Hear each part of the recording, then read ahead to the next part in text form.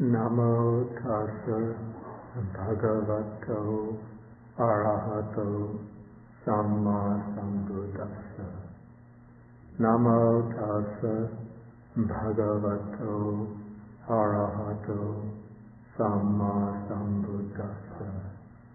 Namo tassa bhagavato arahato samma sambuddhassa. Good morning, everybody.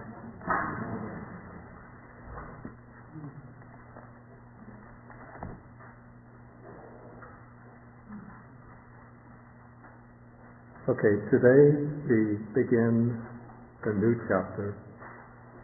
This is chapter 9, called Shining the Light of Wisdom.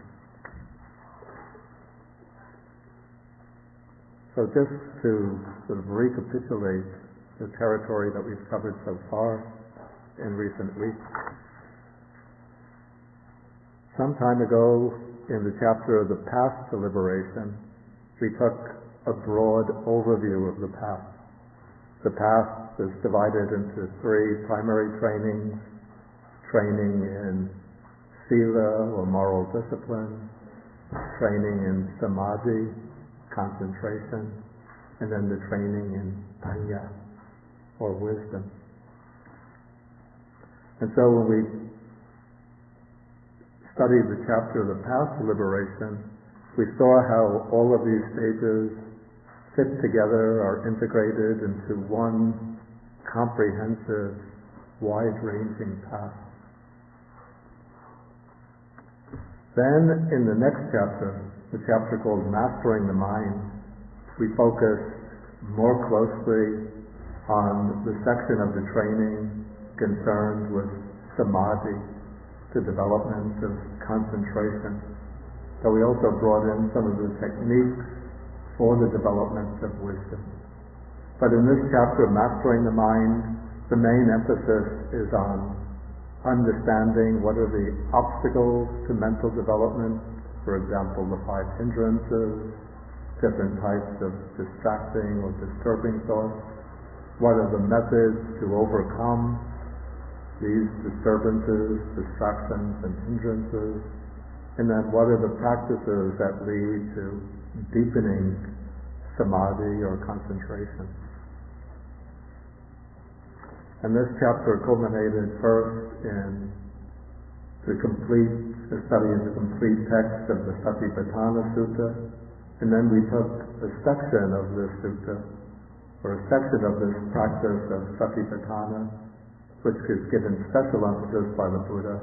This is the practice of mindfulness of breathing, anapanasati, which in itself is a complete practice, which includes the sides of both concentration and insight or wisdom.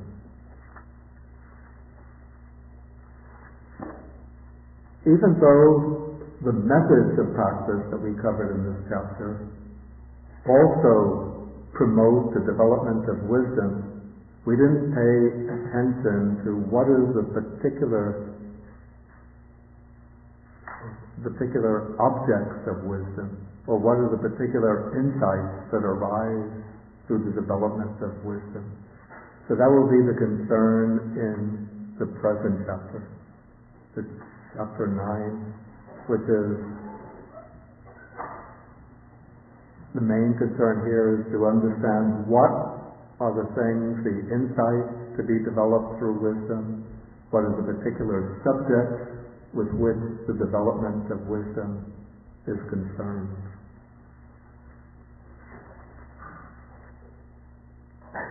Okay, first we have this word that's translated wisdom. This is the Pali word panya.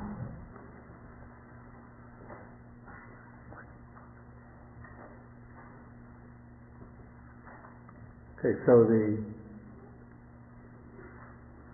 word translated as wisdom in Pali is panya, in Sanskrit prajna, and it comes from the verb pajanati.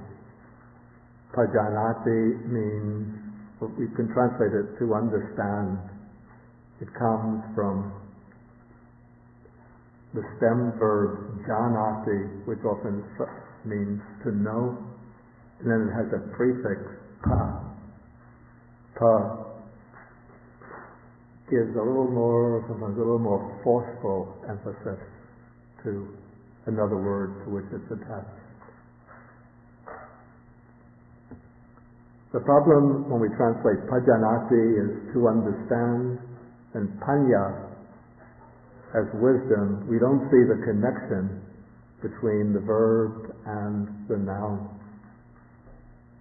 Some might want to suggest, in fact, Venerable Nyanamoli had translated panya as understanding in order to preserve the connection with the verb pajanati. The monk Venerable Thanisaro translates the verb as to discern, and then panya as discernment. But to my mind, the trouble with both understanding and discernment is that they don't suggest anything that's particularly superior to an ordinary, mundane type of understanding. Like one can understand the meaning of a sutra, you could say, even though one doesn't have direct insight into it. Or one could discern the drift in somebody's argument. So it's become commonplace to use the word wisdom to render panya or prajna, since it suggests a superior type of understanding. And so I've gone along with the use of this word panya to represent.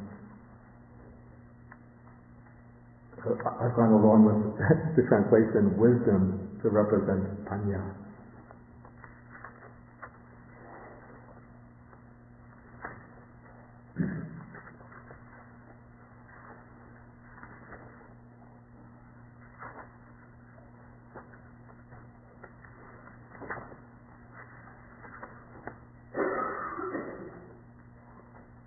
Okay, panya is a subject which receives a great deal of attention in the sutras. In fact, one might even say that the unique contribution of the Buddha to Indian spirituality as a whole has been this particular emphasis on panya as the factor that leads to liberation. We saw much earlier in this book when the Buddha went on his quest for enlightenment, and he studied under some of the foremost meditation masters of the period.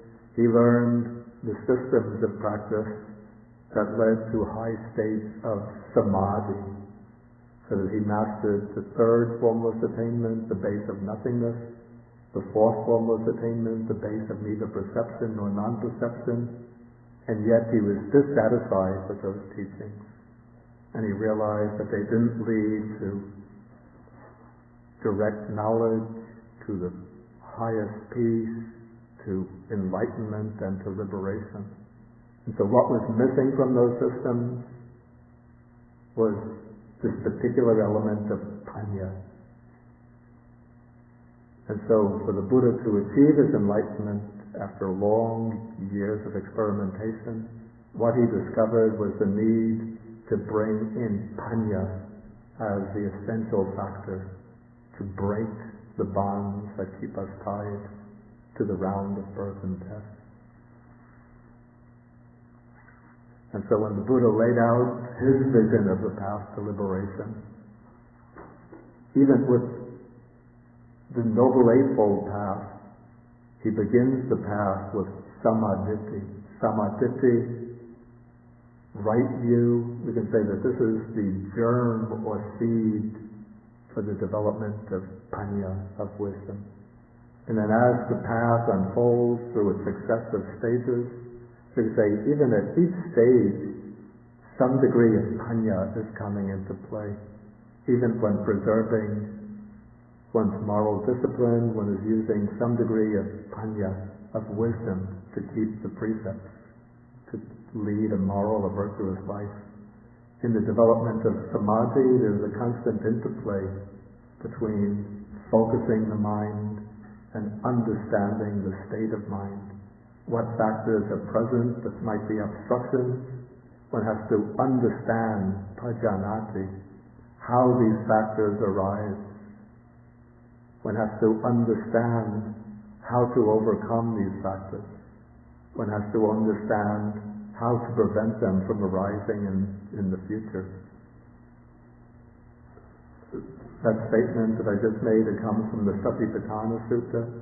And what is the verb that's used there? To understand? Pajanati, which implies that panya is already present even in the process of eliminating the five hindrances. That when one develops the seven factors of enlightenment, one has to pajanati, understand how an unarisen enlightenment factor arises. Then one has to understand, again, pajanati, how a particular enlightenment factor becomes stabilized, and then how it reaches fulfillment in the future. Okay, so panya is already coming into play in the process of developing concentration. And then for the full liberation, one has to apply panya as the act of understanding, the process of understanding that will understand the real nature of phenomena, the true characteristics of phenomena. In this role, one could say that panya becomes equivalent to use a very long Pali expression, yetta bhuta jnana dasana.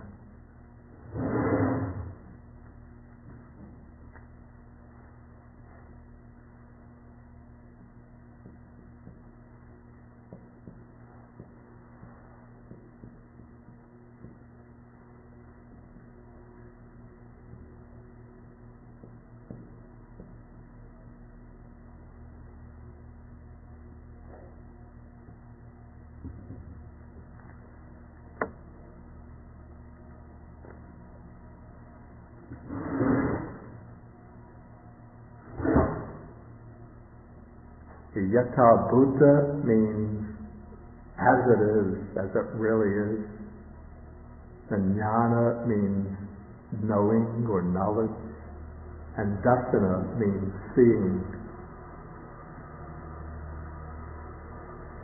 And so panya in this role becomes that act of knowing things as they really are. And that knowing is not just a conceptual knowledge, an intellectual knowledge, but it's a dasana, a darshana. It's an act of seeing into the real nature of things.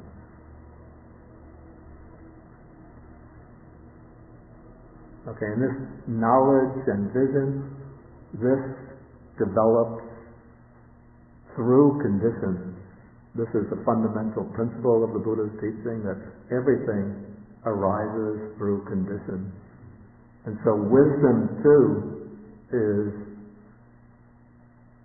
we could say it's the result, the product of the cultivation of the appropriate conditions. And thus we have one sutta, one of the early suttas in this chapter.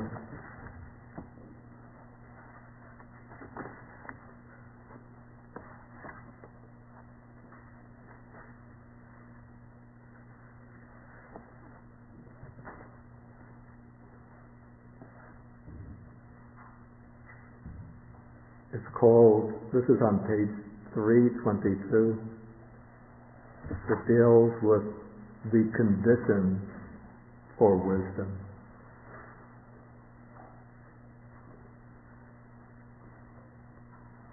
So here the Buddha says that there are these 8 causes and conditions for obtaining the wisdom fundamental to the spiritual life when it has not been obtained, and for bringing about the increase, maturation, and fulfillment by development of this wisdom after it has been obtained.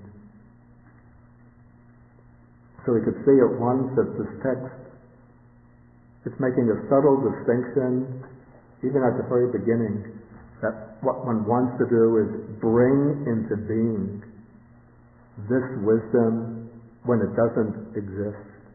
So even if one doesn't have this wisdom yet, one could bring it into being.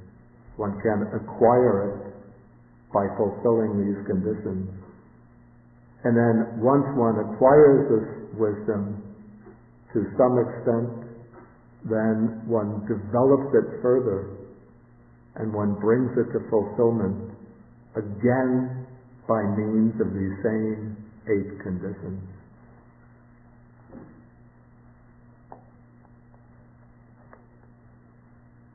Okay, so what are these 8 conditions?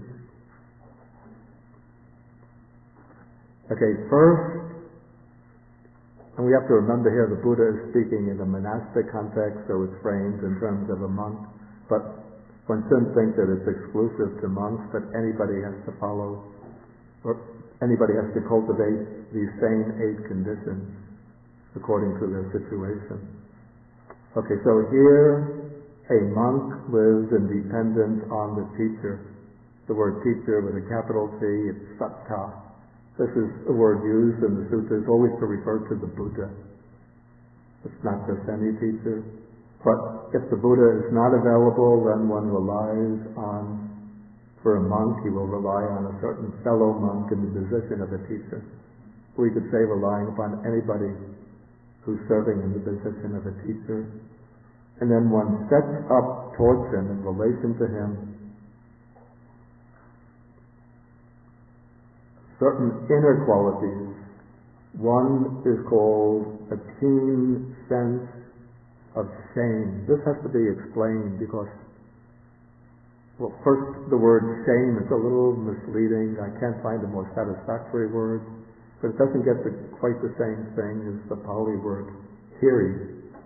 Hiri, and then the next quality translated moral dread. These two often go together.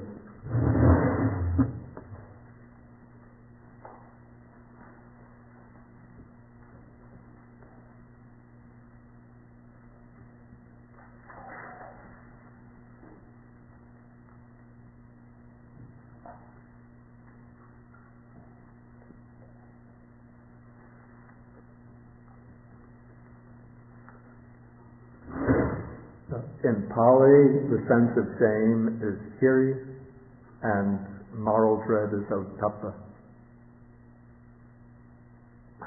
In Chinese, if I could try without feeling ashamed, it's chan kui, correct?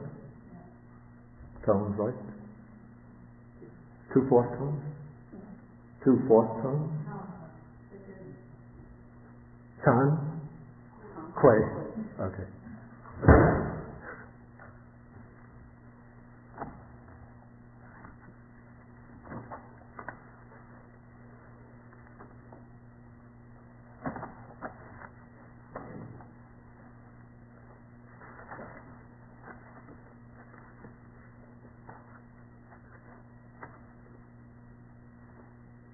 Okay, so what is meant by hiri, it's not feeling ashamed of something that one has done, but rather it is a kind of sense of self-respect or a sense of inner dignity that prevents one from doing anything that would be unwholesome, improper, inappropriate.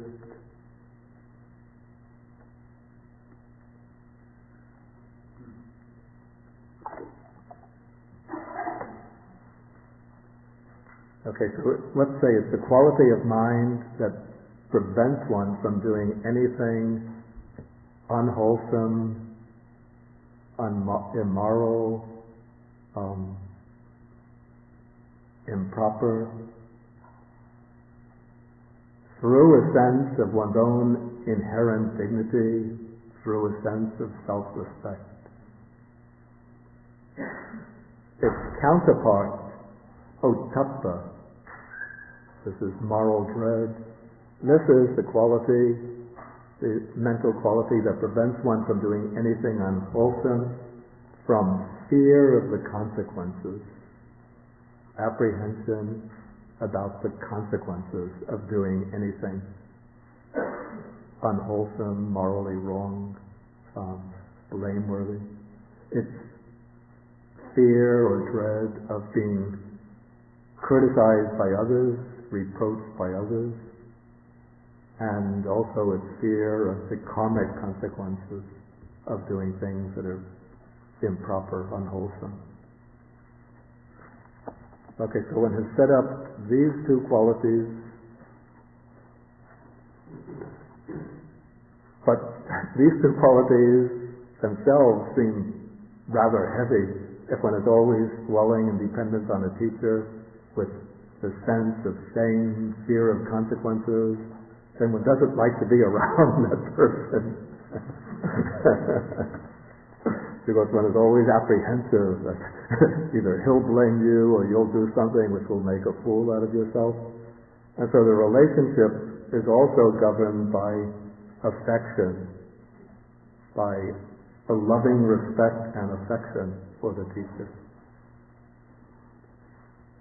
Okay, so when one dwells in dependence upon a teacher, this is what, with the mind equipped with these qualities,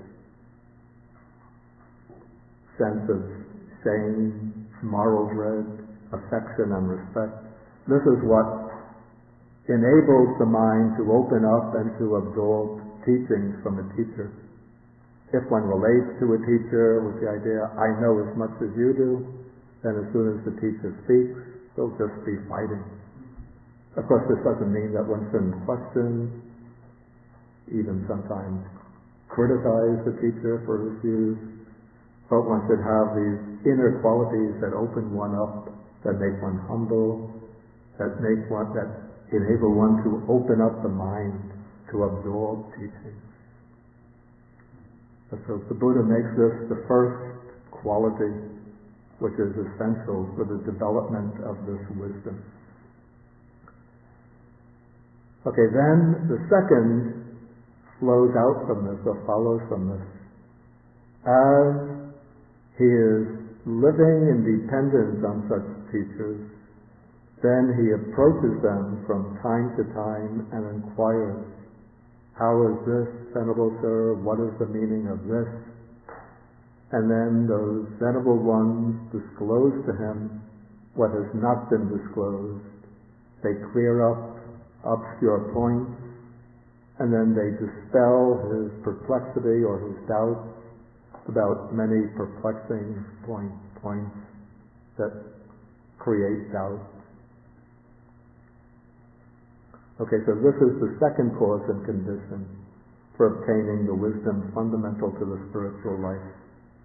That is, it's not just a matter of passively sitting and listening and just saying. I'm reminded of, in Sri Lanka, there's a practice when a monk is giving the sermon. This is in the the old days, in the traditional sermon. There'd always be an elderly man who sits in the front row, and his job is just to say, "Hey, Swami Vang." Do you know that? Yeah. Hey, Swami Vang. Which means just whatever the monk says, the person says, "Hey, Swami," which means, "Yes, sir. Yes, sir." That's the way it is. So it's a kind of expression of complete submission to the wisdom of the monk, who might be saying, you should go out in the streets and rebel, turn over the garbage can. Hey, Swami. Yes, sir. No, sir. What is that? No, sir. If you say no, sir, then somebody from the back row will come up and come with me, lead you by the arm out the back door.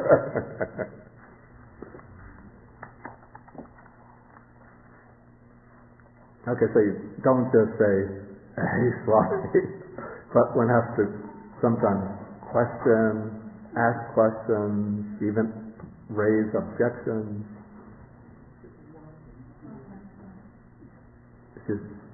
I shouldn't say no, sir. I should say, why this?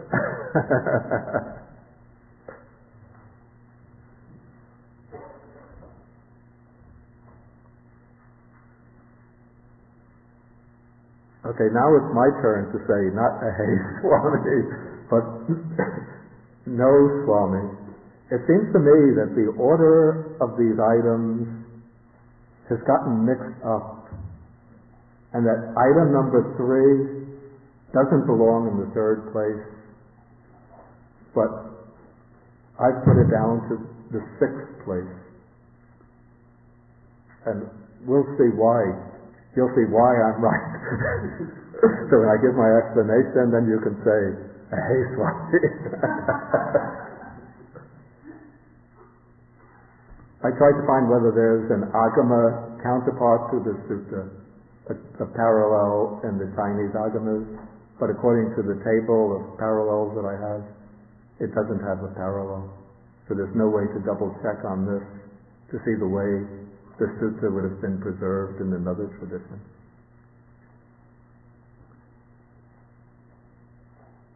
Okay, so I'm going to skip over number 3 and then come to number 4, which is basically it's the formula, the monastic formula for observing the precepts or training rules of the Patimokkha. Okay, so here the text is establishing that in order to gain this higher wisdom, one needs virtue, moral discipline as a basis. Okay, then we come to 5. Again, I'm going to have to put a little, not a hey Swami, but a qualification around this item.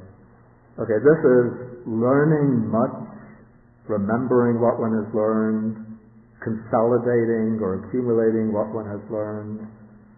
Okay, and those teachings that are good in the beginning, good in the middle, good in the end, with the right meaning and phrasing, which affirm a spiritual life that is perfectly complete and pure, such teachings as these he has learned much of, recited, he has learned much of, memorized, recited verbally, investigated with the mind, and penetrated well by view. So this is the 5th cause and condition for obtaining the wisdom fundamental to the spiritual life. Well, I put the qualification to this is that in order to gain this higher wisdom, it is not necessary to have learned a great deal of, say, a great deal of text. To gain this wisdom, one could sometimes acquire it just on the basis even of just a short sutta, or just a single teaching, or just a few teachings, if one practices diligently and then one's mental faculties are sharp. Just a little bit of learning could be enough for gaining the higher wisdom. But we do see that the Buddha, often in the text, he praises those monks who have learned much. And in the Buddha's time, there were not printed books or even written manuscripts, but the teachings were always preserved through oral transmission. And so it was necessary to have companies of monks and also nuns who would learn the teachings, memorize them. Some would memorize even vast collections of teachings, and then train those in the next generation to learn them by memorization. And we have here, in this formula, what I find to be very impressive is a 5-step formula for mastering the teaching. First, we have such teachings as these he has learned much of. Now the Pali word here is Bhikkhu sutto, which means heard much of. Because the first step in learning is to hear. If there are no printed books, how does one acquire a teaching? One has to go to a teacher and listen to it, listen to the discourse. Okay, so one hears much. Okay, then after hearing, what one has to do is memorize. One has to retain what one hears, retaining it in mind. It's dharana. This is translated memorization. But dharana means holding or preserving in the mind.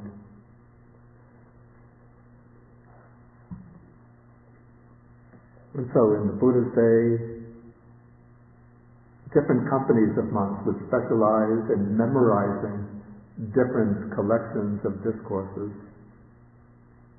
And in this way they would pass them down. There would be a company who would specialize in reciting Digha Nikaya, Majjhima Nikaya, Samyutta Nikaya, Anguttara Nikaya. Even now in Burma, there are companies, there are individual monks who know large amounts of text by memory. Okay, then after one memorizes, to keep the text fresh in the mind, and also to aid the process of memorization, one recites verbally, one recites out loud. So that is the third step. But it's not enough just to preserve a text that one has memorized, but to gain wisdom, the next step comes in, which is investigating the meaning with the mind, examining the meaning.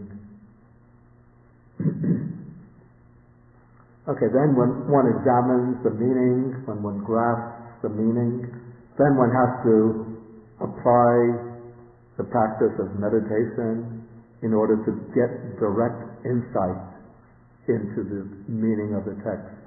This means penetrate well by view. Okay, so we have, this is here called the fifth cause and condition. So in my scheme it becomes, my heretical scheme, it becomes the fourth cause and condition. Okay, now to translate this learning or transform this learning into direct experience, one has to undertake the practice of meditation. And this is why in my scheme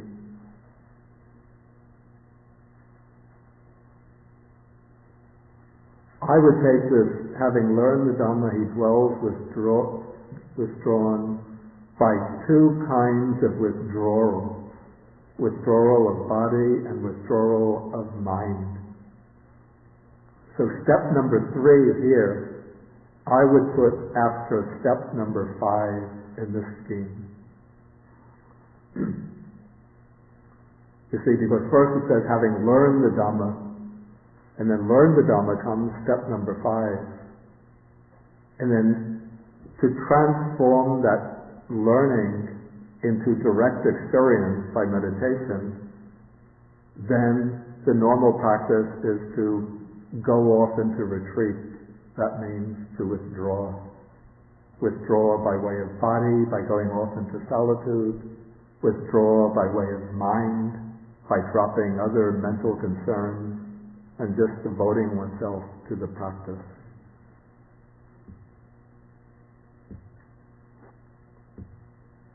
Okay, then devoting oneself to the practice means that one is energetic, one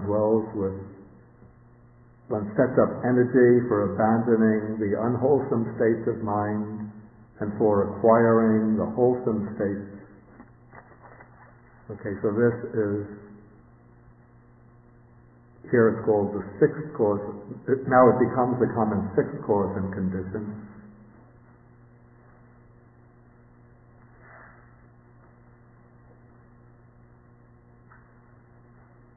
Oh, actually I see. Okay, now I see. I'm sorry. The condition here, which is number 7, I've renumbered as 5. So let me go through them all again, putting out my numbering scheme. Starting at the beginning, 1 and 2, the same. Number 4 here, I put as number 3. Number 5, I put as number 4.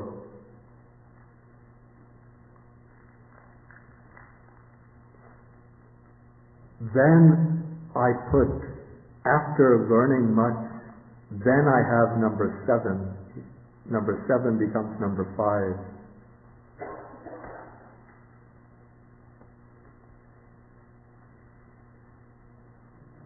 This seems to fit in well with number 5. So when one is in the midst of the Sangha, again this is speaking about a monk, he does not engage in rambling and pointless talk. Of course, if one does so, then it becomes an agitation of the mind. Either he himself speaks on the Dhamma, or he asks others to do so, or he observes noble silence. Okay, so number 7 here becomes my number 5. Then I have number 3 of this scheme becomes my number 6. My number 6, their number 6, the Buddha's number 6, becomes my number 7.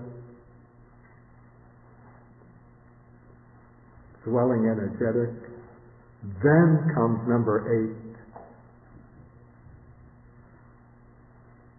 He dwells contemplating rise and fall in the 5 aggregates subject to clinging.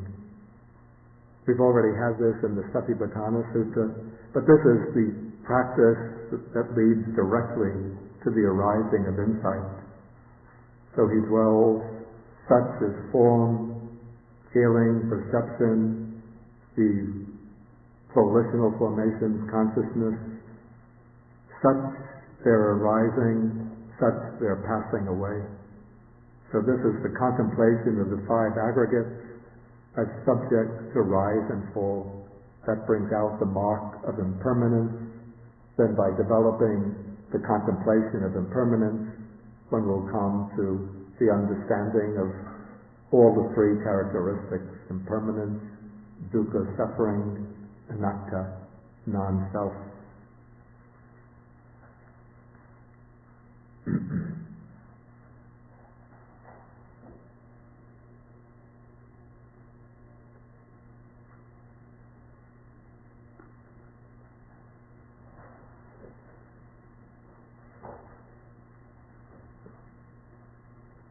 Okay, so briefly then, these have become the 8 causes and conditions for developing the wisdom of the spiritual life and for maturing the wisdom after it's been obtained.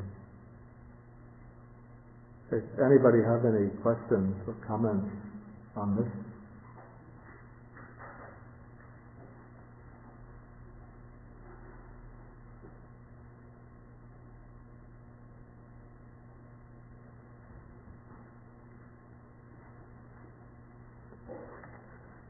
Okay, then perhaps this is all clear enough as it is, even though I had to reassemble. How does this my numbering scheme seem compared to the original?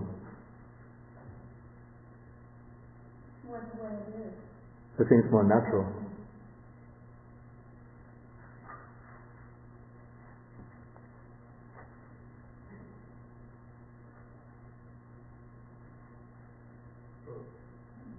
Yeah.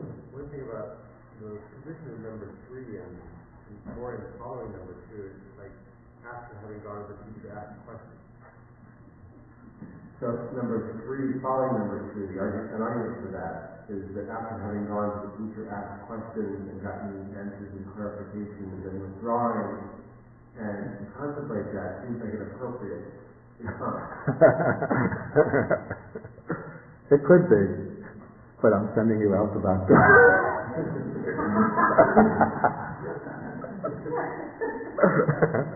No, it could be. It just occurred to me when going through this that it fits more naturally as a prelude to the actual practice of meditation. But can't say for sure. And if you want to be safe, just accept the text in the order in which it's come down. Yeah.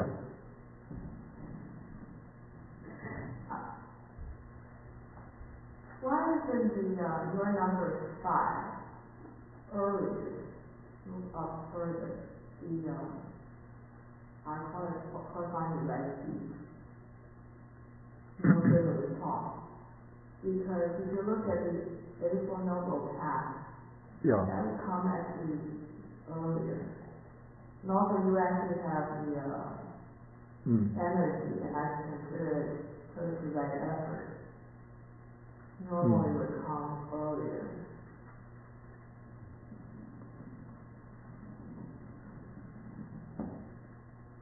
And where did you propose to move it? I put it number 5 after learning much.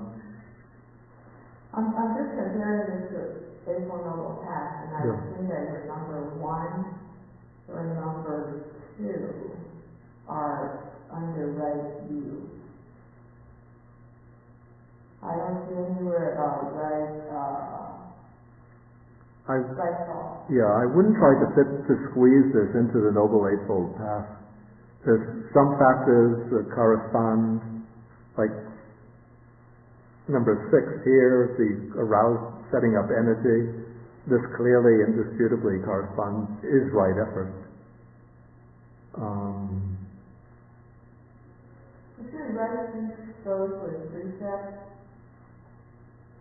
I'm not so sure that this number 7 here is simply right speech, but it's referring to a situation where one comes into the Sangha, and so it's just discouraging what's called rambling and pointless talk.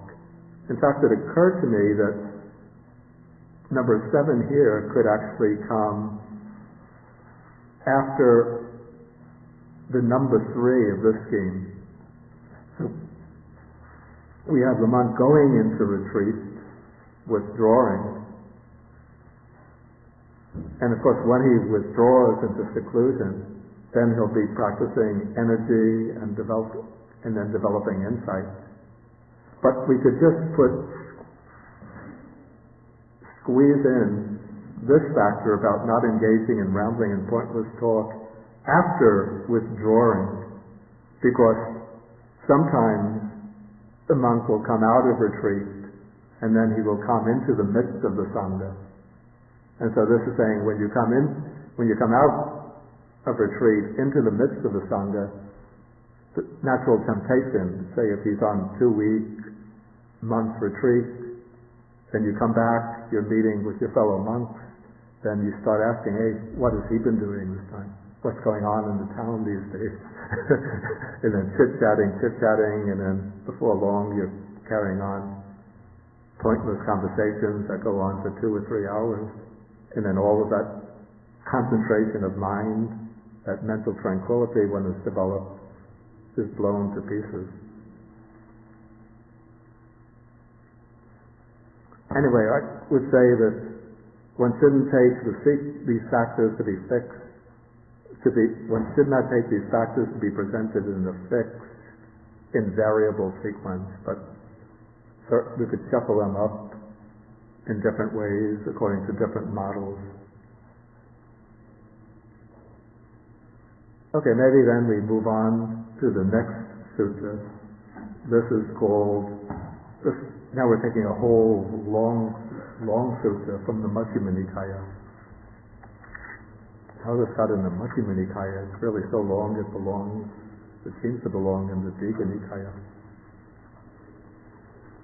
Anyway, this is called the Sammaditthi Sutta, the Discourse on Right View.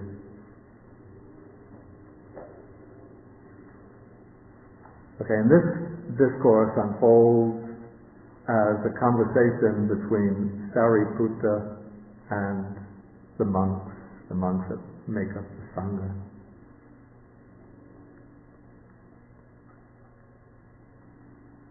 I think interestingly, in the version of the sutta that comes down, and I think it's in the Dzongchen, the Chinese version of the Majjhima Nikaya. If I remember, it takes place as a conversation between Sariputta and another monk, Mahakotita. And there it's Sariputta who poses the questions and Mahakotita who answers the questions. But here it comes out in the form of a discourse by Sariputta. And Sariputta begins by using the phrase, one of right view, one of right view. And he says, in what way is a noble disciple one of right view, one whose view is straight, who has confirmed confidence in the Dhamma and has arrived at this true Dhamma. All of these expressions here are, or at least most of them, are suggesting that the topic of this discourse is the right view of one who has reached the first stage of realization, that is the stage of the stream enterer, Sotapanna. How do we know this?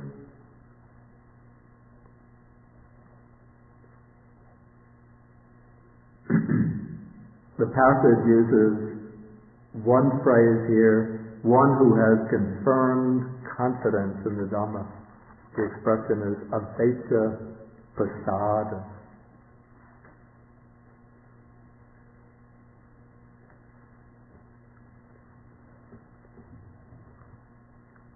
Okay, this expression avecca pasada, the word pasada, we translate confidence. It means something like trust, belief, but it's more the quality of mind, that trusting quality of mind. And then avecca, which qualifies it, means, literally it means having undergone experience.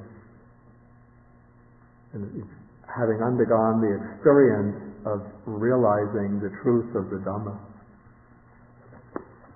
And so avecca pasada is the confidence or trust of one who has undergone the experience of realizing the truth of the Dhamma. It's sometimes translated unwavering confidence, unshakable confidence.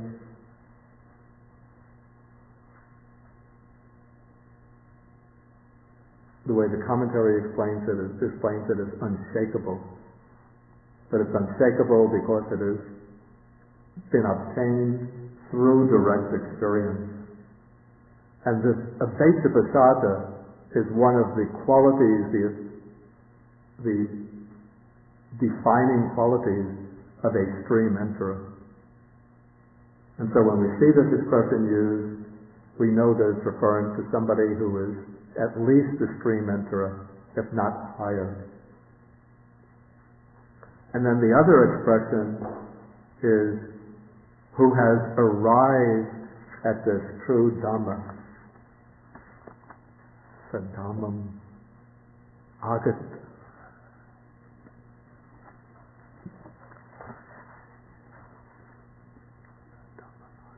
I think it's imang sadhammam agato.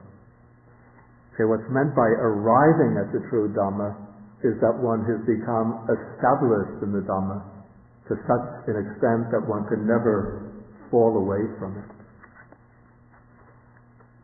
Okay, so now Sariputta is going to explain how one becomes a person of right view, or what is the right view of the person who has reached the stage of stream entry.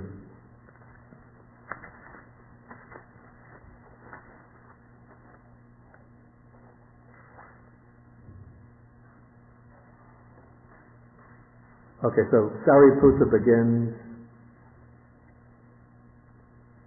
when a noble disciple understands the unwholesome and the root of the unwholesome, the wholesome and the root of the wholesome, in that way he is one of right view, one whose view is straight, who has confirmed confidence in the Dhamma and has arrived at this true Dhamma. Okay, so now we have four things set up here. First we have the unwholesome, and then the root of the unwholesome. Then we have the wholesome and the root of the wholesome. So if we examine this framework, we see that it's set up, even at the outset, we see it's set up in terms of a principle of causality or a principle of conditionality. So first, we take the qualities that are the basic framework of the unwholesome life, the qualities that make up the unwholesome courses of karma. And what are these qualities? We have first three that are bodily: destruction of life, killing, taking what is not given, or stealing, sexual misconduct. Four that are qualities of speech, actions of speech: false speech, malicious speech, harsh speech, idle chatter. Then three are entirely qualities of mind. One is covetousness, which here is desiring to take possession of the possessions of others. Ill will, which means specifically feeling such hatred or anger towards others that one wants them to undergo harm and suffering. And then wrong view, which in this context means a view which denies, you say, the basic foundations of an ethical life. Okay, so these are the 10 unwholesome courses of action. I explained them earlier in relation to an earlier chapter. But now, we don't just rest with the unwholesome courses of action, but now one investigates the root causes of these unwholesome actions. Where do they spring from? Where do they originate from? And then Sariputta, following the Buddha, locates their origin within the mind by way of these three unwholesome roots. That is greed, hatred, and delusion. The commentaries sometimes try to trace particular types of unwholesome karma to particular unwholesome roots. Like, for example, one would say that destruction of life springs from hatred, sexual misconduct springs from greed or craving, harsh speech from hatred. All one could say is that those might be general tendencies, but in my understanding, any of the unwholesome courses of action could spring from any of the unwholesome roots. Somebody wants to get rich, and so he goes to rob a bank. The security guard is guarding the bank. He kills him in order to get the money.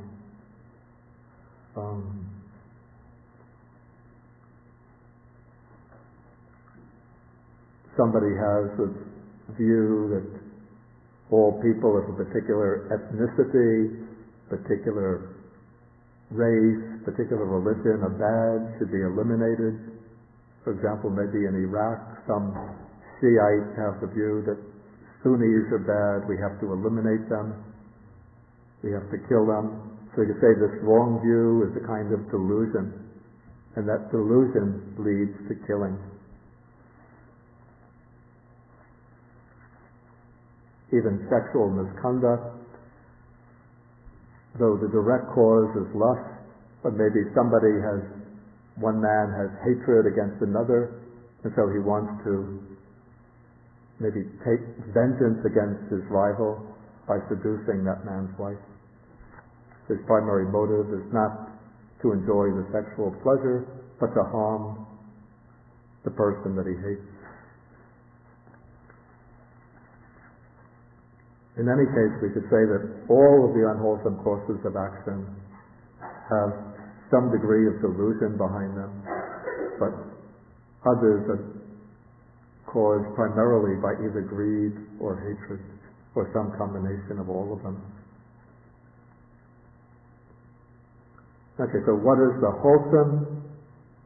Then we have abstention from the first 7 types of unwholesome karma. Okay, abstention is the kind of, you say, the minimum wholesome course. You might not do very much positive good, but the least one could do to be leading a wholesome life is to abstain from anything that's harmful or destructive. And so one abstains from destroying life, from stealing, sexual misconduct. Those 3 are called bodily. Next 4 are verbal, abstaining from false speech, malicious speech, abstaining from harsh speech, abstaining from idle chatter. Those are the 4 verbal courses. The next 3 are the purely mental states: on covetousness, non-ill will, and right view, having right view about the cause and effect of karma. So those are the 10 wholesome courses. What is their root? Non-greed, non-hatred, non-delusion.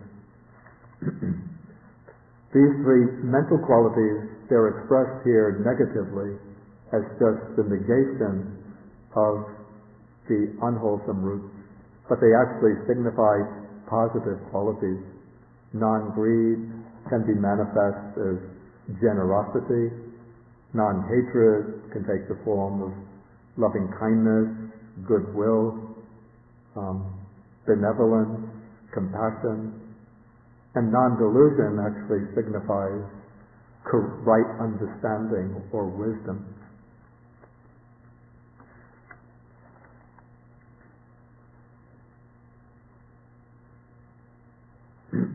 Okay, so now we see the wholesome courses of action and how these wholesome courses of action spring from 3 roots, which are again qualities of the mind.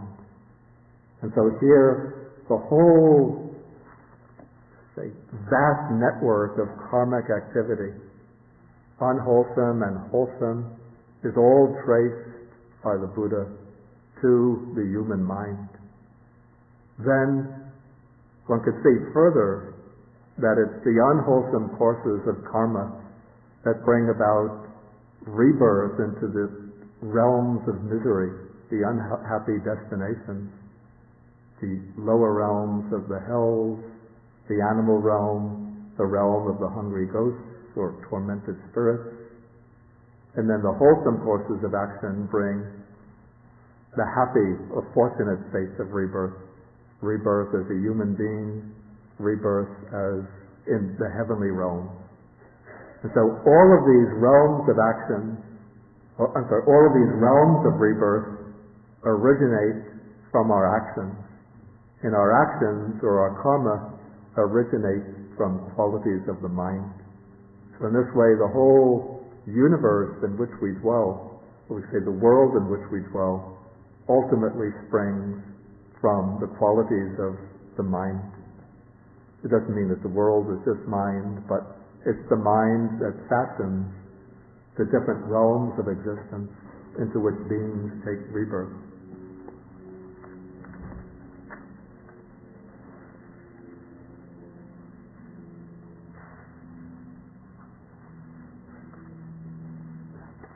Okay, so this is, you say, the first level in the right view or right understanding of a noble disciple.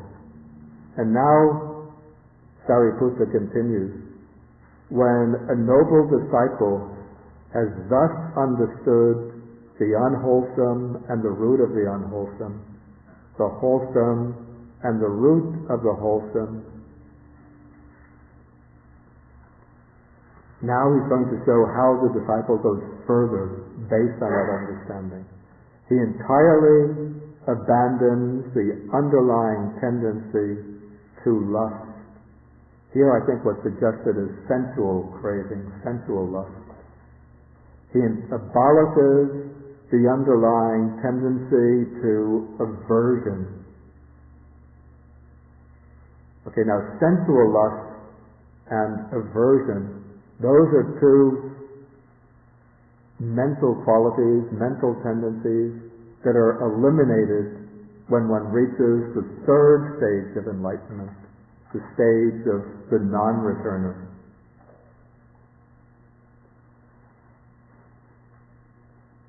But now the text is going to go further to the fourth stage, the stage of arhatship. He excavates the underlying tendency to the view and conceit, I am, and by abandoning ignorance and arousing true knowledge, he here and now makes an end of suffering. In this way, too, a noble disciple is one of right view, whose view is straight, who has confirmed confidence in the Dhamma, and has arrived at this true Dhamma.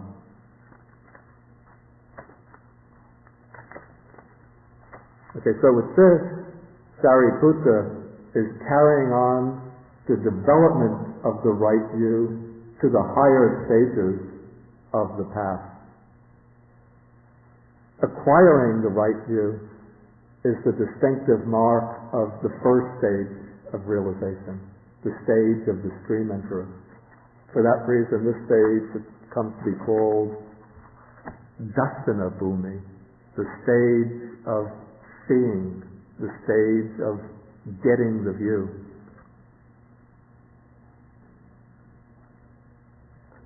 Okay, so the first stage of enlightenment, the stage of stream entry, is the stage at which one gets the essential view or insight into the truth of the Dhamma.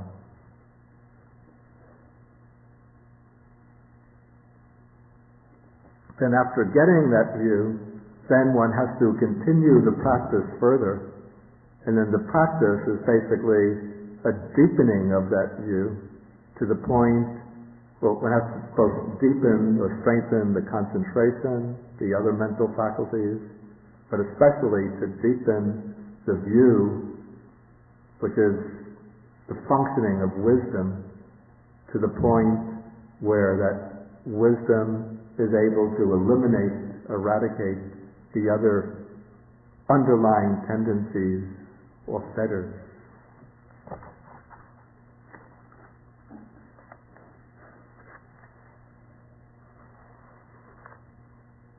And then developing the view, eventually it eradicates the ignorance which is at the base of all of these unwholesome qualities of mind.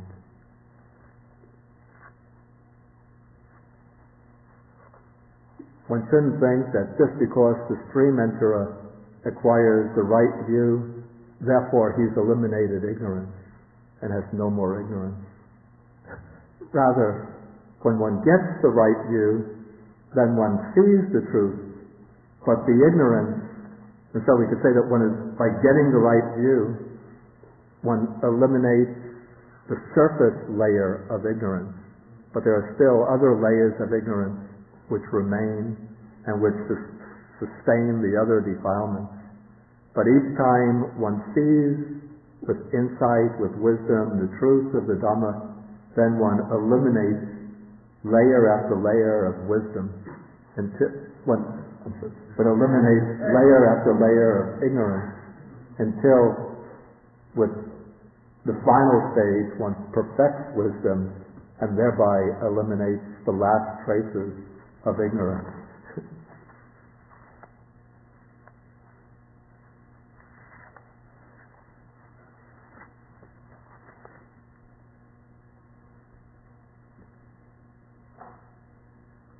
Okay, maybe at this point then I'll ask whether there are any questions. Lena, is that correct? Lena. Nina.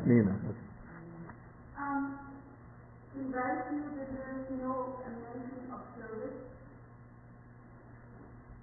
Of service? You mean service to other people? I mean, for me, coming from my previous industry, Yeah. was that spiritual life is really giving up the self Yeah. and really serving others. Yeah. And I don't really see that here.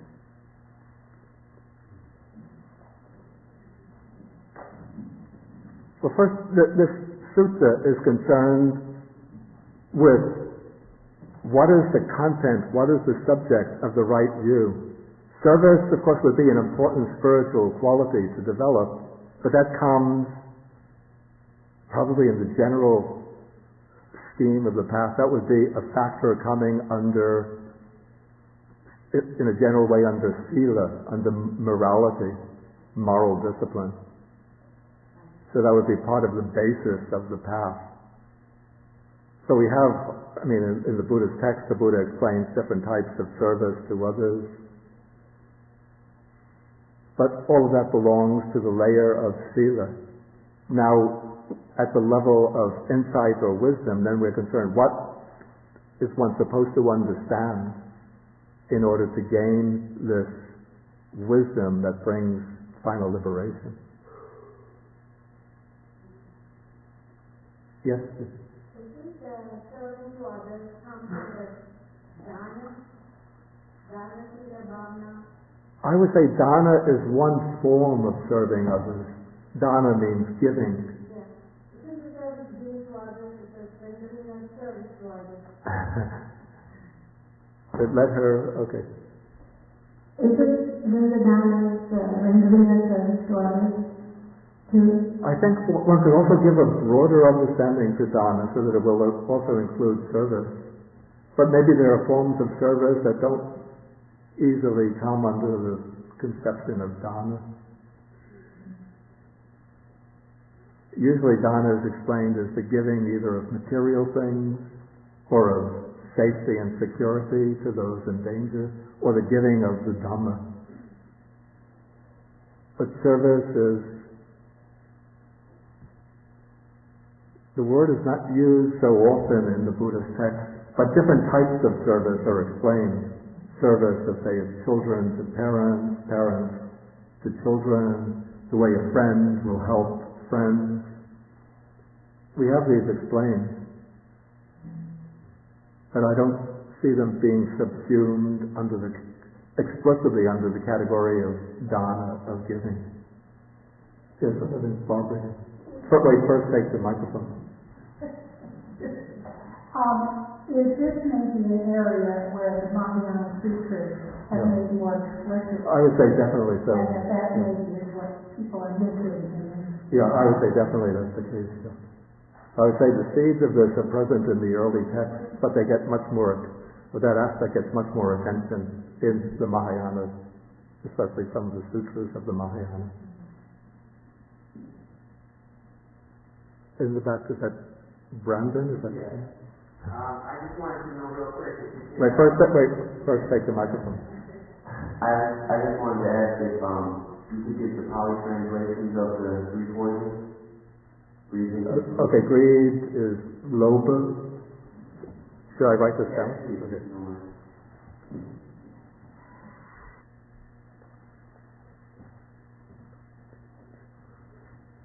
Yeah, okay, it's Pali, it's lobha, dosa, moha. Sanskrit, lobha is the same, moha is the same, just instead of dosa, one has dvesha. Tan, chan, cha. Correct?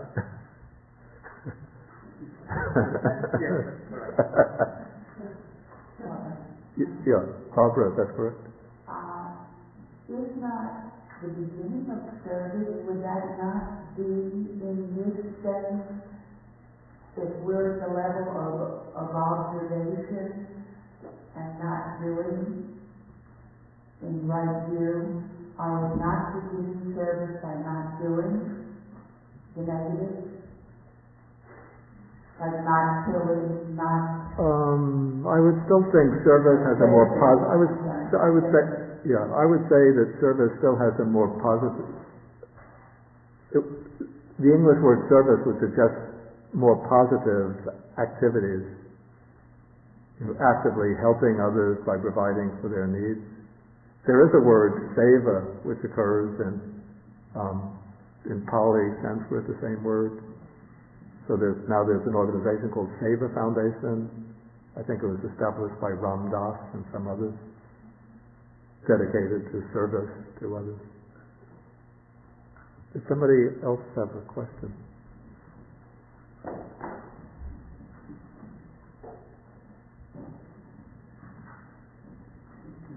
Sort of a technical question that the phrase at the end of each of these, in that way, true and noble disciples, one of right views straight, through firm conscience predominant, right and done. The same phrase also at the end after describing the arhatship, and so we associate it with Trinity. Yeah, exactly. In fact, not only is it confusing, but my friend Venerable Amaleo, he did a comparison of the Pali sutras with their Chinese counterparts, and interestingly, there are two counterparts or parallels to the sutta in Chinese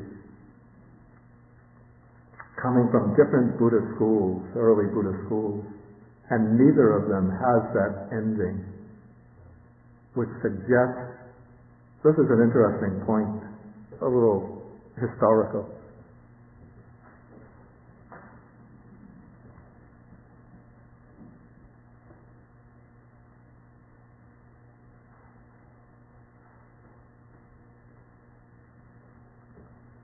Okay, now, the first division in the early Buddhist community, or at least the first division that's considered a schism,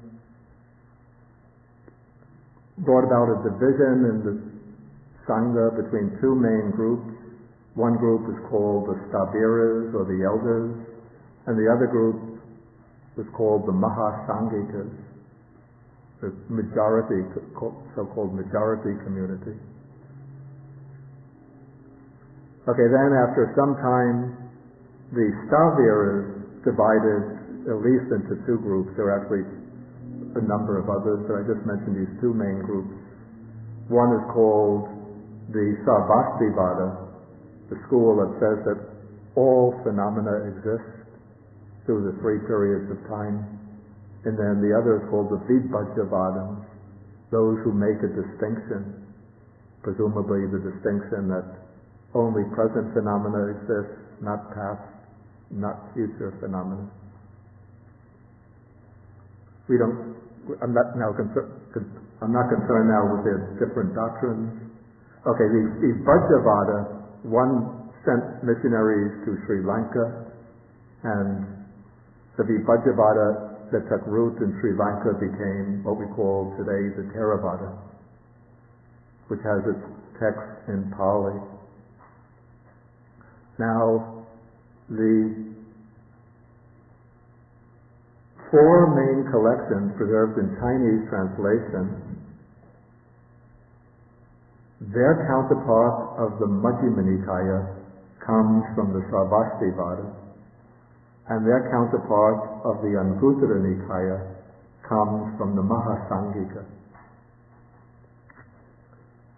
And we find on this particular point that there's an agreement between Sarvastivada, a Stavira school, and the text from the Mahasanghika. And on this point, the Vibhajyavada or Theravada text preserved in Pali differs. And so a kind of working principle that scholars go on, at least it's a hypothesis, when there's an agreement between a version of the text in a Stavira school, one of the Stavira schools, and a Mahasanghika version, but the other Stavira school differs from it, that is grounds for suspecting that the variation in the Stavira school, which differs from that of the other Stavira school and the Mahasangika, but that is a later addition. If you didn't understand this, don't worry about it. It's not so important for understanding the sutta. But this gives us some ground because the Sarvastivada version of the sutta and the Mahasangika version agree in not including that part. But the Theravada version, the Pali version, has it. This is some ground for suspecting that later compilers of the text added that particular portion to the Pali text. Maybe they wanted to make more complete, to give a more complete understanding of what happens with that right view after one acquires it. But a ground for suspecting it is that this expression, Richard pointed out, this expression, one who has confirmed confidence in the Dhamma and has arrived at this true Dhamma, that whole expression actually, one of right view, whose view is straight, who has confirmed confidence in the Dhamma, who has arrived at this true Dhamma, that whole sentence is everywhere. It's just characteristic of a stream enterer. Nowhere else is it used to describe an arhat.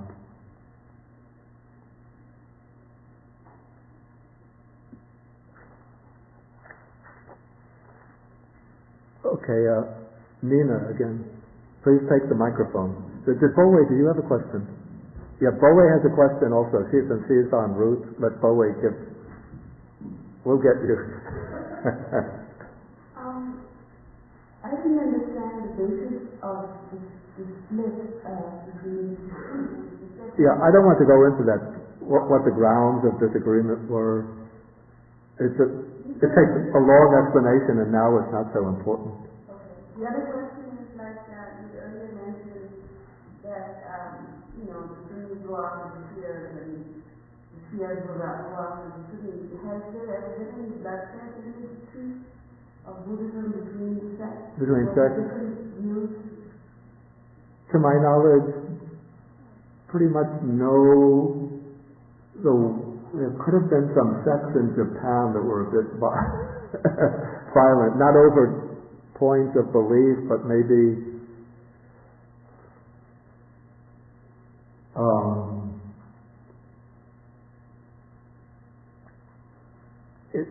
the urge to get control of monasteries. I'm not so acquainted with the history of Japanese Buddhism, but I believe that there has been some bloodshed in Japan. But otherwise, say in Indian Buddhism, there would be debates, disputes between the different schools. They would write tracts arguing against the positions of another school, but never any fighting. In fact, monks from different schools could even live together in the same monasteries. Yeah.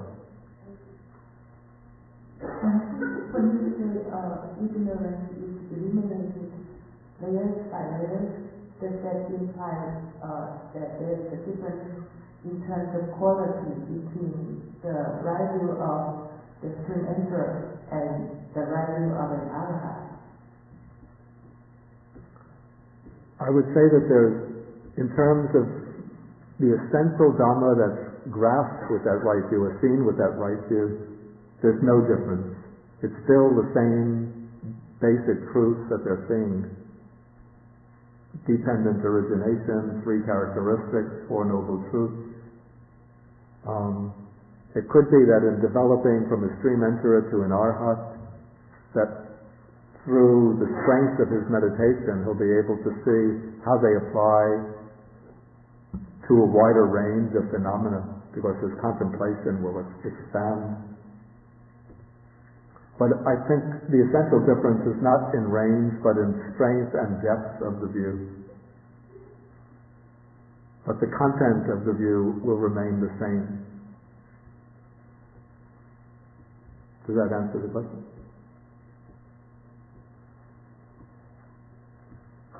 Okay, I want to go on now to try to get one more section in today's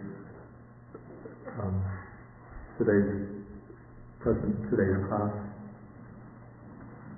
So we move on now to the next section. This is called the section on nutriment. Okay, so after Sariputta gives that explanation, the monks express their appreciation, and then they ask him whether there's another way in which a noble disciple could be one of right view.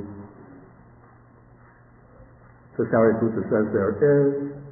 Then he moves now into a framework that will carry through the whole sutta. When a noble disciple understands nutriment, the origin of nutriment, the cessation of nutriment, and the way leading to the cessation of nutriment, in that way he is one of right view, and so on, one who has arrived at this true Dhamma. Does anybody recognize this framework of this particular paragraph? Exactly. It's the same framework that's used for the Four Noble Truths. But now it's formulated in terms of nutriment, what is called, translated as nutriment. In Pali, it's ahara.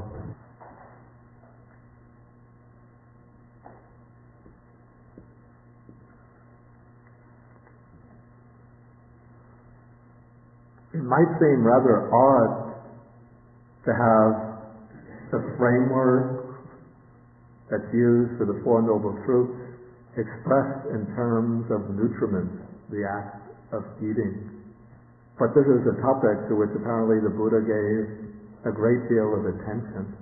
And we have actually a sutta that comes in the Anguttara Nikaya in the Book of Tens, where the Buddha lays out a series of different points that are to be understood in order to make an end of suffering. And they're laid out in terms of understanding first one thing, then understanding two things, then three things, four things, five things, up to 10 things. And then the first of these is expressed as when one understands just one thing, that is enough to reach the fulfillment of wisdom, to get direct knowledge of the ultimate truth, to gain the full understanding of the ultimate truth, and to make an end of suffering. And what is that one thing to be understood? The Buddha says, Sabbe sattha ahara titika. All beings exist through food. All beings are supported by food. And for the Buddha, this principle leads to what's called nibbida, which means disenchantment or turning away, and to viraga, dispassion, and then to full knowledge, direct knowledge, full understanding, and making an end of suffering.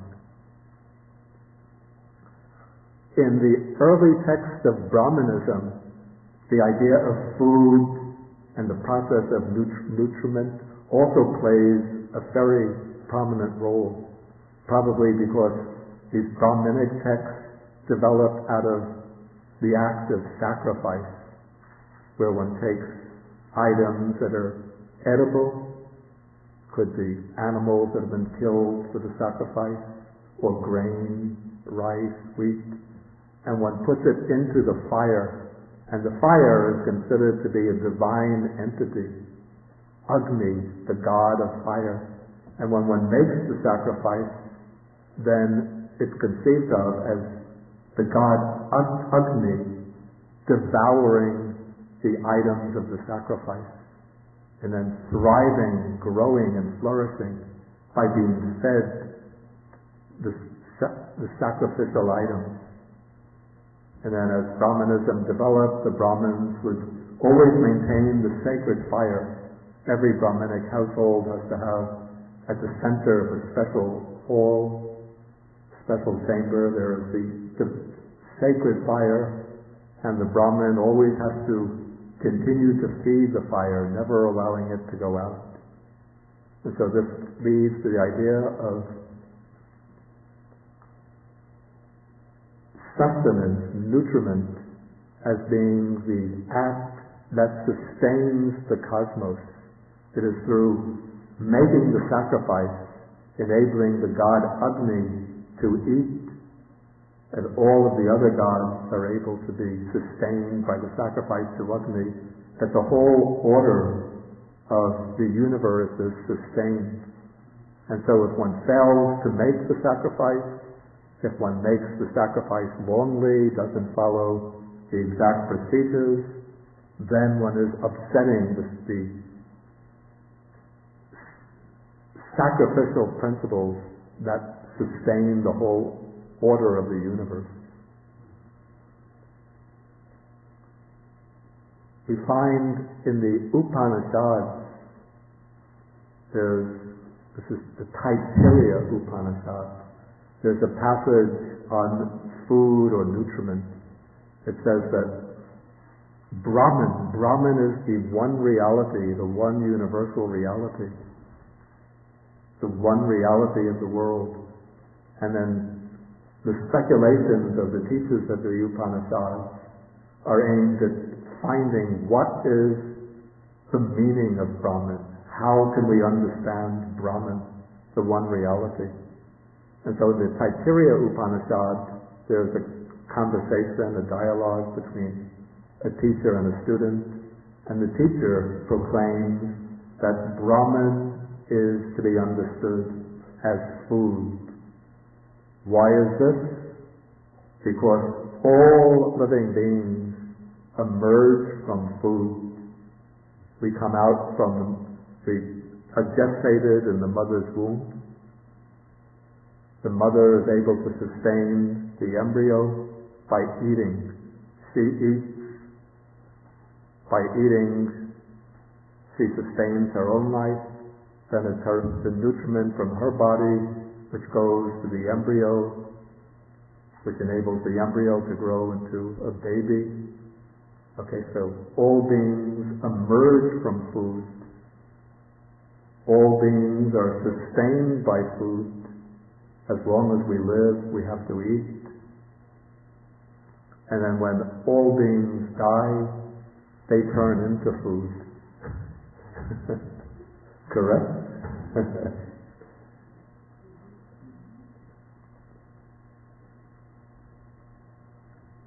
So they didn't, in India they don't pump cosmetics into the body, preservatives, cosmetics, but they would sometimes cremate the body, so you're feeding the body into the fire, or one just disposes of the body in the charnel ground where other creatures will come and eat the body, so the body turns into food. So in this way, food becomes the essence or substance of this one reality, Brahman, that from which everything emerges, that which sustains everything, and that into which everything returns and merges. But in the Brahminic teaching, this is a cause for rejoicing and celebration, because it shows that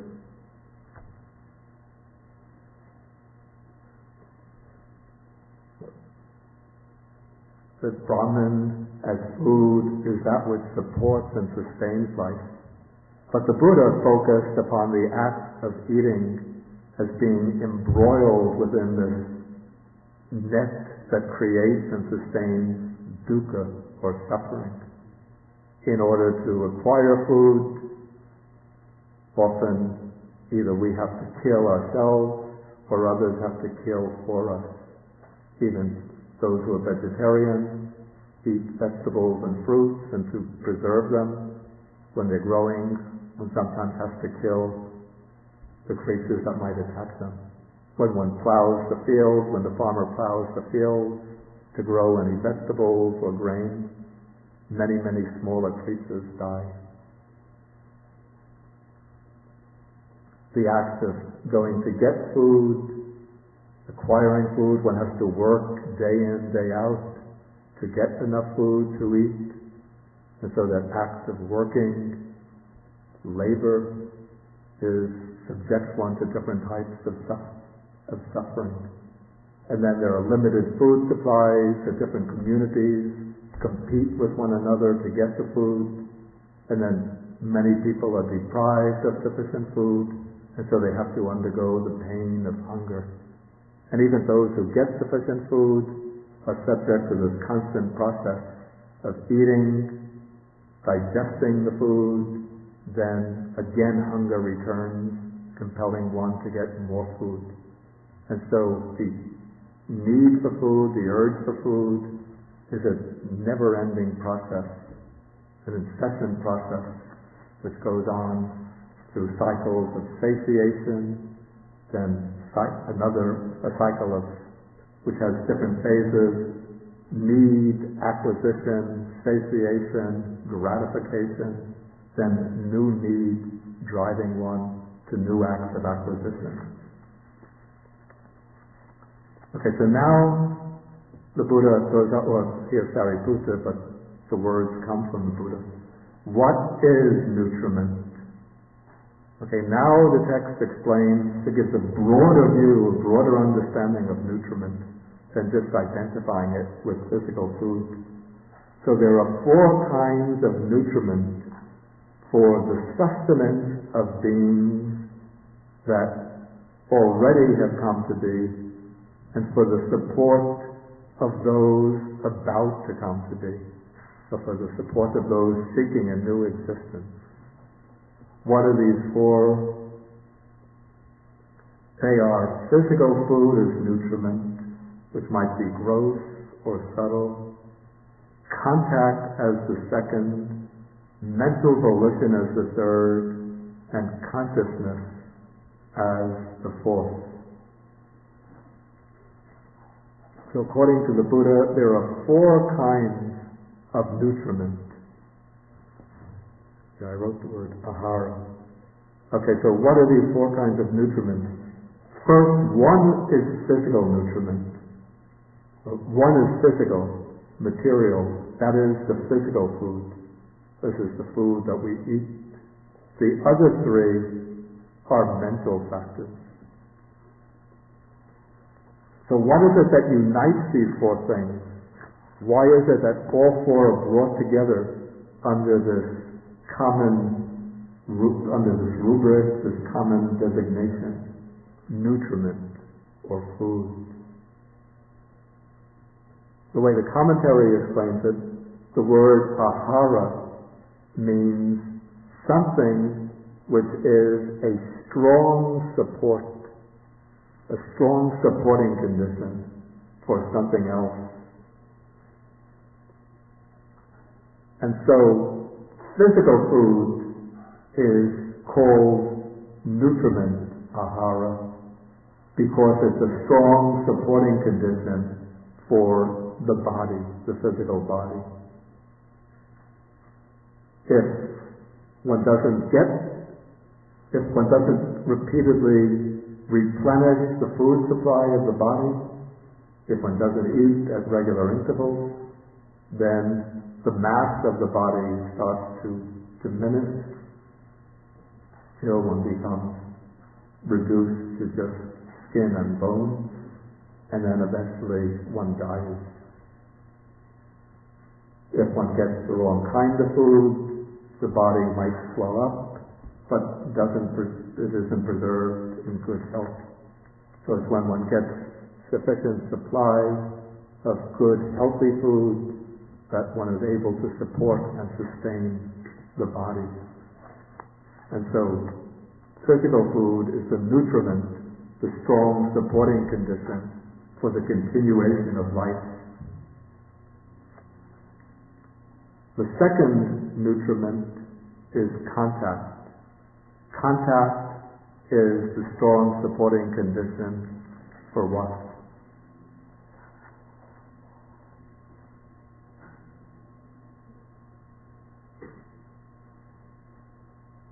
Did I hear somebody say? Right. It's the strong supporting condition for feeling, for bathing. We see this in the formula for dependent origination.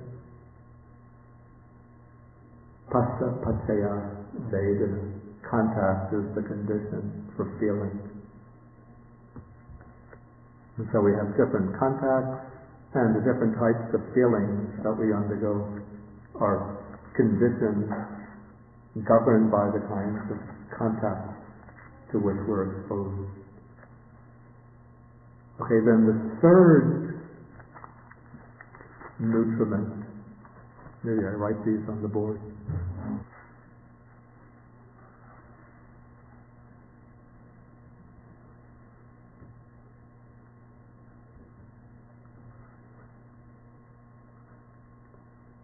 Yeah, the first, which is translated as physical food, is kapalikarahara. It means literally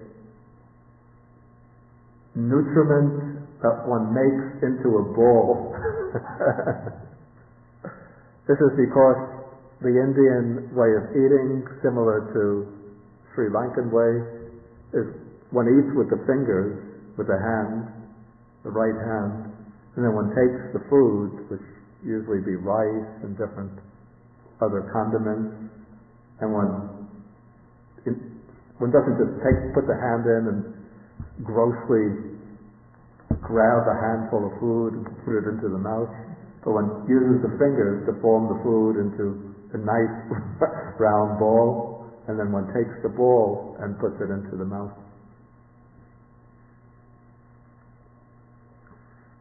Okay, so we've gone through the physical foods, contact. The third is mano sanchetana.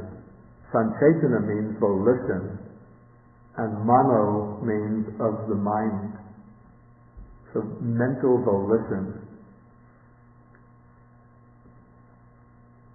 And this is considered to be the strong condition, the decisive condition for consciousness. And this is said because according to the formula for dependent origination, sankhara, volitional formations, are the condition for vijnana, for consciousness. And what are the volitional formations? Mano sanchetana, mental volition. And this is said because it is the mental volition, the volitions that we develop in the course of a life, the different acts of will that we generate, that we exercise, these create the decisive conditions that propel the stream of consciousness onwards from one existence to the next. And so it's said that mano sanchetana is what supports the three realms of existence. That is the realm, the desire realm, the form realm, and the formless realm.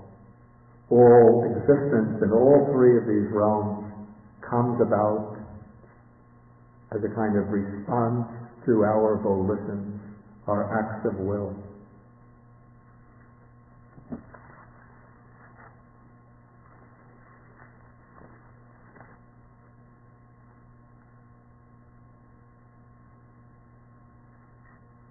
And then the fourth type of nutriment is consciousness, which is vijnana.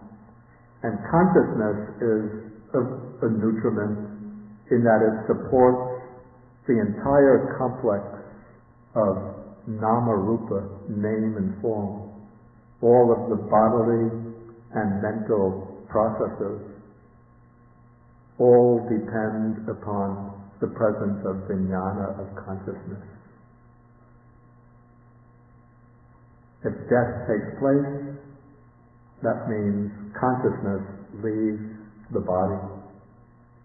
And so when consciousness leaves, then nothing else that makes up our personality, our individuality, can continue. But as long as consciousness is streaming through name and form, then it is nourishing and supporting name and form so that we continue to live as an individual being. And so consciousness nourishes name and form, the mental and material organism, through the entire course of its life, even from conception all the way up until death.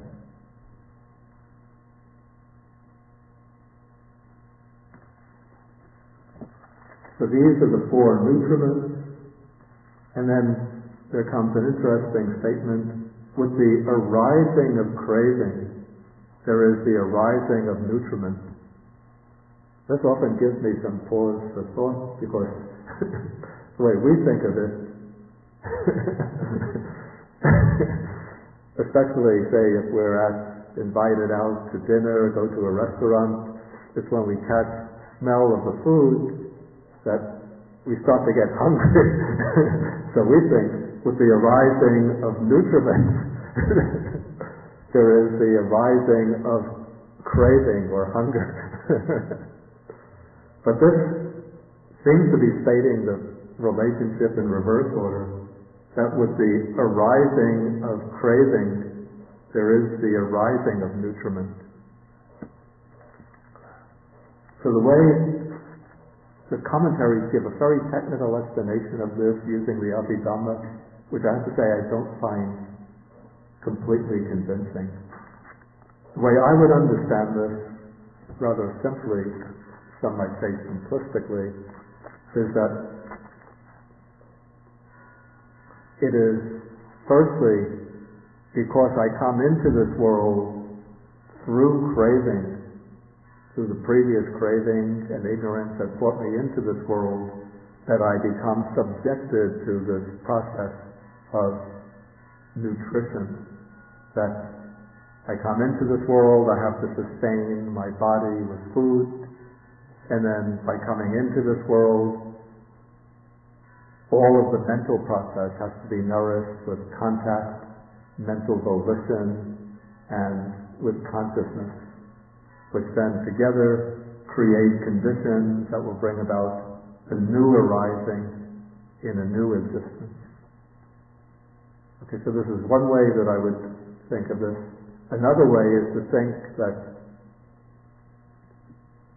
even though a person who is free from craving in our heart still has to support his body with food and still has feelings, so he still has contact, he'll still have mental volitions, of course he'll still be conscious, but it is the craving that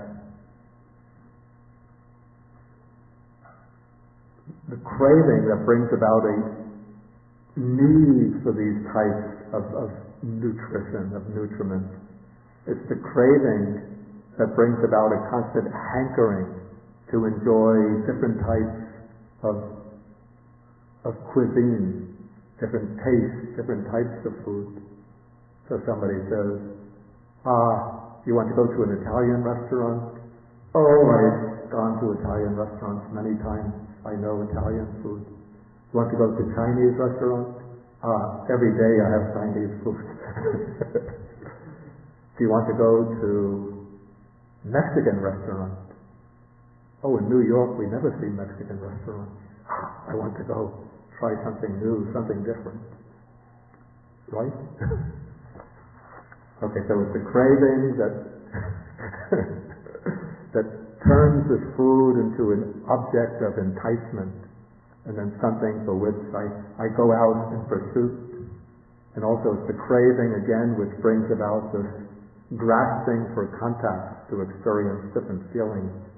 It's craving that drives me into different actions so that I exercise or arouse different volitions. And it's the craving that brings about this deep clinging to consciousness and then sustains the continuity of consciousness from life to life. So that's the way I would understand it. Okay, therefore with the cessation of craving, there is the cessation of nutriment. Even an arhat who's eliminated craving still has to eat, but he just sustains the body with food. But there's no longer any craving for the food, for different types of taste. And then with the end of the life process, then that whole process of nutrition comes to an end. Okay, then the way leading to the cessation of nutriment is the Noble Eightfold Path, from right view to right concentration. Okay, then the concluding paragraph of this section is exactly the same as the previous one. Okay, maybe now then I'll ask whether there's any questions. Let me just get my... Nina?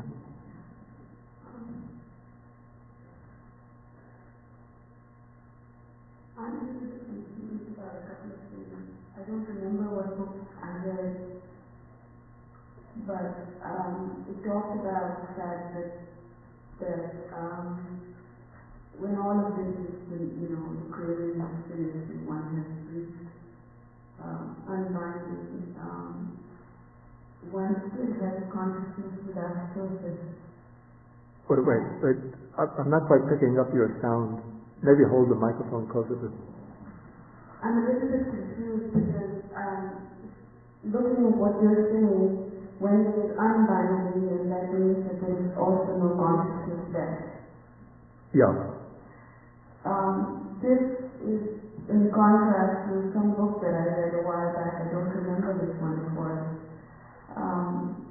But it talked about unbinding being consciousness without surface, without name and form. Without name and form, without surface. Yeah, the surface being name and form. So I'm a little bit confused.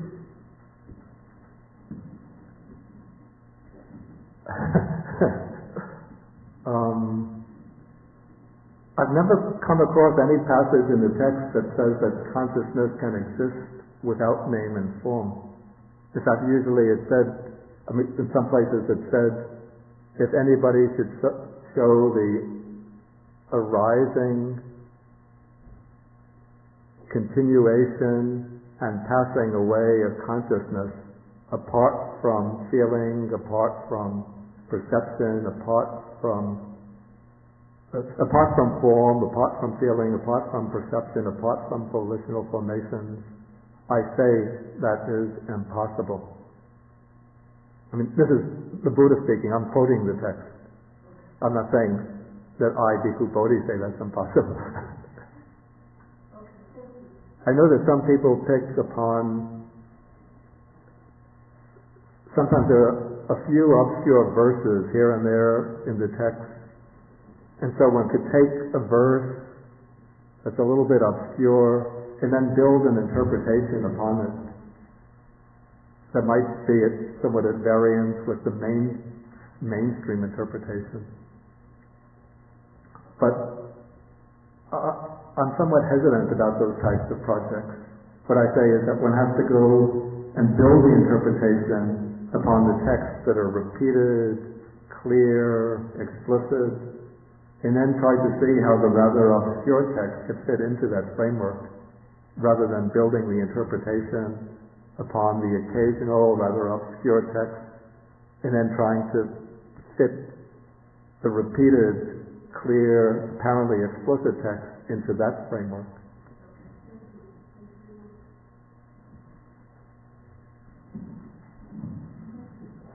Okay.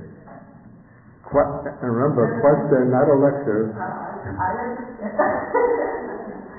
I don't want to hog the lecture seat. If you want to give a lecture, I'm willing to come down.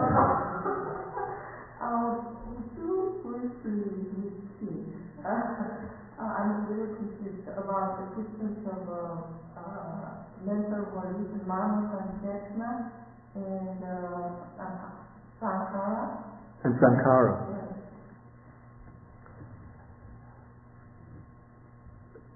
Mano-sensation is just pretty much synonymous with the word sankhara used in dependent origination. So when we come across sankhara and dependent origination, sankhara paccaya vijnana, with sankharas as conditioned consciousness arises, sankhara there is mano sanchetana, it's the volition.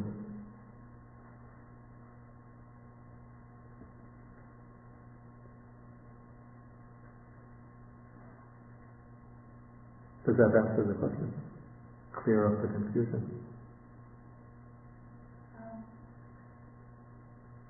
Not completely. But that will be the next time. Okay, maybe when we come to dependent origination, then you can... In fact, I'll deal with dependent origination next time, so we can see if you still have...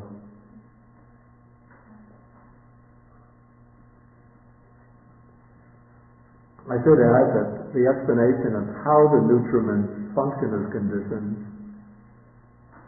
one doesn't find it stated in the sutras themselves. So this comes from the commentary, which explains, the commentary in support of its interpretation is quotes from the sutras.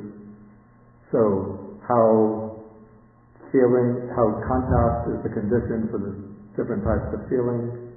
The commentary will say that explicitly, and then it will quote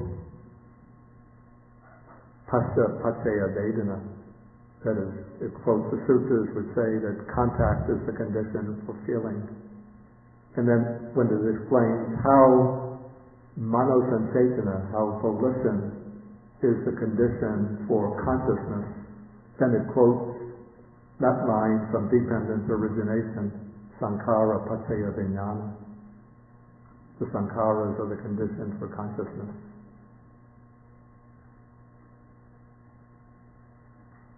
Okay. Take the microphone. Intention would be included in volition. Yeah, actually intention is just another way of translating sanchetana. Either volition, intention. Okay. They're basically the same thing. Thank you. Intention maybe brings out more of the, let's say volition brings out more the general nature, what underlies all sanchetanas, whereas intention brings out the fact that there's something specific to each volition. Is somebody back there? No? Richard has the phone. I'm still stuck on the craving, feeling right for nutriment, and in particular the cessation of craving, the cessation of nutriment, and yet the arahant has cessation of craving, that nutriment is still present, at least superfood. So confusing me. I also say I find this difficult, and so the answers the explanation I give are the product of my own reflection. There's no explanation of this in the text itself. So the way I understand it is that for the arahant, as long as the body lasts, as long as life continues, he has to eat. And so for him the cessation of craving doesn't mean no more need to eat food. But the food is no longer an object of craving. And so it would take on a somewhat different significance in the experience of the arhat. The arhat eats just to sustain the life, but there's no longer like craving, delight, rejoicing, attachment within the taste of the food itself. And I would apply pretty much the same principle to the other three types of nutriment. Contact will continue generating feelings, but there's no longer a craving that will drive him to pursue particular types of contact rather than others. It's not quite true, actually. He'll still want to go off, maybe to go into jhana meditation, rather than sit around and look out the window and see trucks going by, cars going by. So there'll still be preferences, but I guess those preferences are not governed by a craving. The mental volition is there, but I guess that volition is no longer driven by a craving. And of course consciousness is there, but the consciousness is no longer clinging to consciousness through craving. It's the only way I could understand it. Could it be simply that the cessation of craving leads to the cessation of nutriment because the arahant is not reborn to it? In that way, we could understand it in that way too. That because there's the cessation of craving, so there's no renewal of the process of repeated existence, and then the whole process of nutriment comes to an end, of nutrition comes to an end.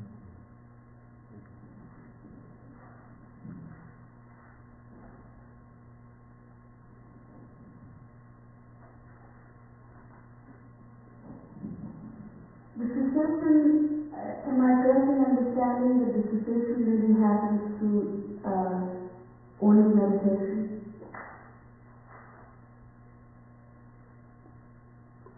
Well, it said that the way to the cessation of nutriment is the Noble Eightfold Path. So it needs all factors of the Noble Eightfold Path. This includes meditation, and then meditation becomes the way to develop the insight or wisdom that will culminate in cessation. But one just doesn't take meditation on its own outside the whole combination of factors that constitutes the Noble Eightfold Path.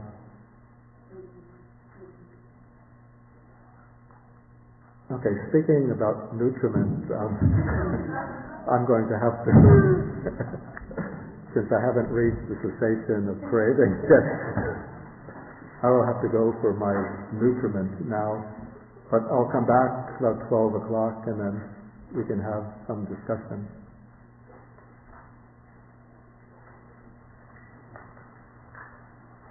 Okay, I'll just recite the dedication of the merits, the sharing of the merits now.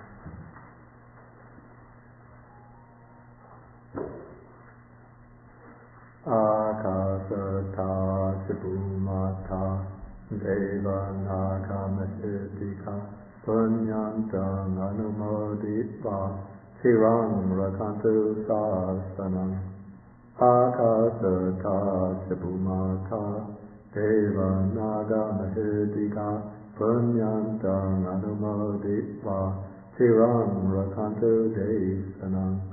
Akasata Chibumata Deva Naga Mahidika Punyantang Anumoditva Chirang Rakantu Nam Param Ekavatasam Hehi Sampadam Punya Sampadam Sabbe Devanumodantu Sabba Sampati Siddhya Sabbe Bhutanumodantu Sabba Sampati Siddhya Sabbe Satanumodantu Sabba Sampati Siddhya Pavagupadaya Vicihitato Ekantare Satakaya Upapanna Rupya Rupicha Asanya Sanyino Dukha Pramuchantu Pusantu Mi Buddhim.